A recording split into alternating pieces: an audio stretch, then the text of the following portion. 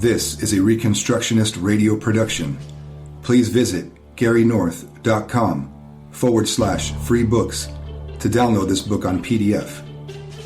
The title of this book is Victims' Rights, The Biblical View of Civil Justice by Gary North. Institute for Christian Economics, Tyler, Texas. Copyright 1990. This book is dedicated to Baby Doe and the 50 million other victims who are aborted annually worldwide. They, not their executioners, deserve our compassion.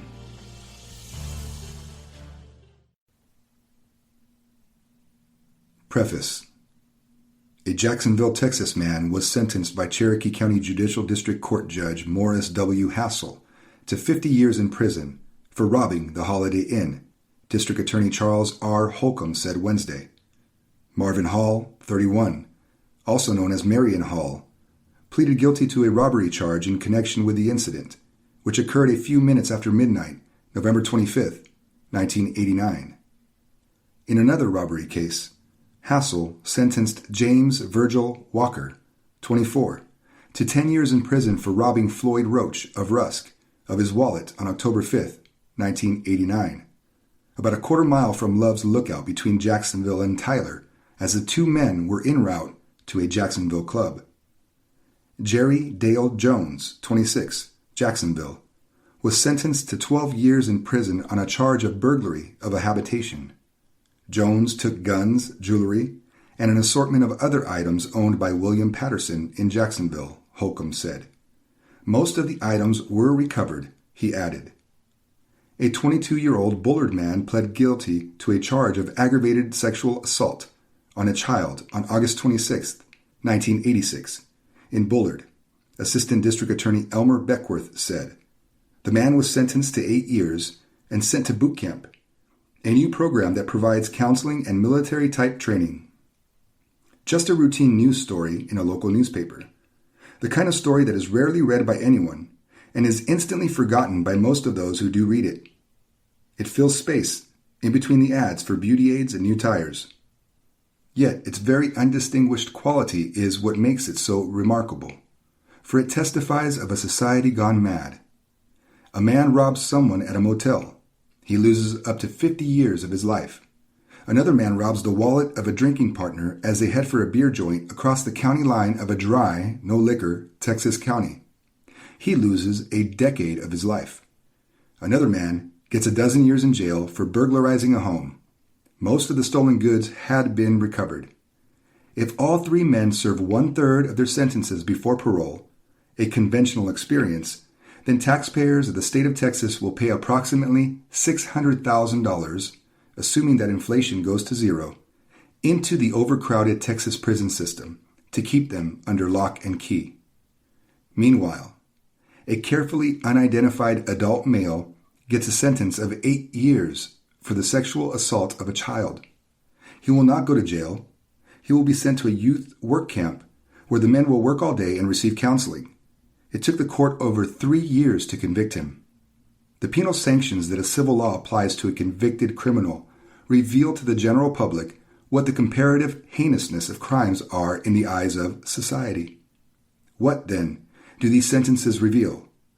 That stealing a drinking buddy's wallet is 20% more evil than sexually assaulting a child. Committing a robbery at a motel? Clearly, this is 6 times more heinous than sexually assaulting a child.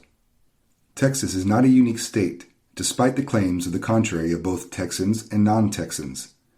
If its courts' sentences were deemed outrageous in terms of national standards, the United States Supreme Court would intervene, as it regularly does in everything else. But there has been no particular interest by the judicial system in jail sentences that stretch well into the next century for petty crimes. What can we make of this?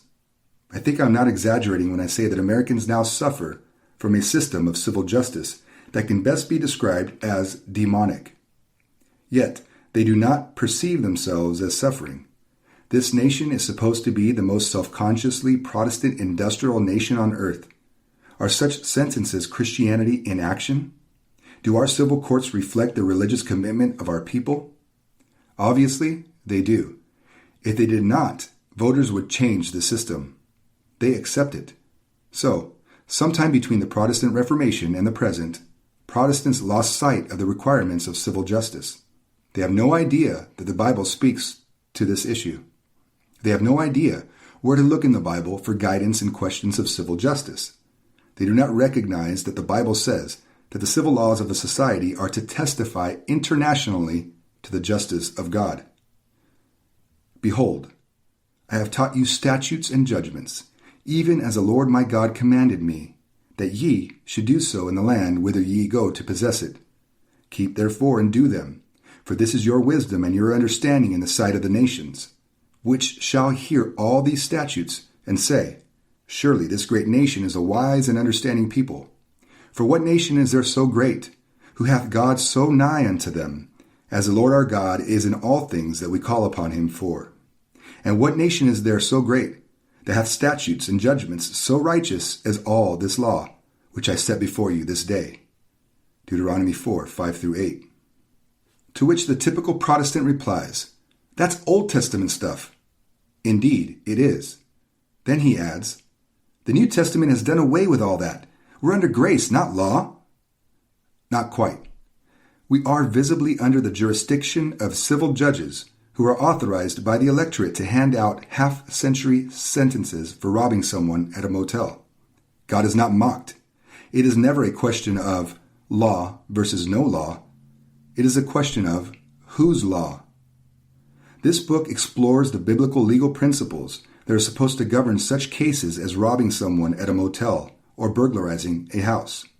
It deals with a lot more than this, but at the very least it covers these basics. It shows what God says should be done with criminals who commit such crimes, and it also shows what should be done about those silent people who never see justice today, the victims. This book is a spin-off of my more comprehensive study, Tools of Dominion, The Case Laws of Exodus, Institute for Christian Economics, 1990. That book, a Bible commentary approaching 1,300 pages, is unlikely to be widely read. It is my hope that this shorter work will generate greater interest by the Christian public. Until it does, or a book like it does, we will continue to live in a world devoid of justice, as defined by the one who will at last impose his perfect justice and his eternal sanctions.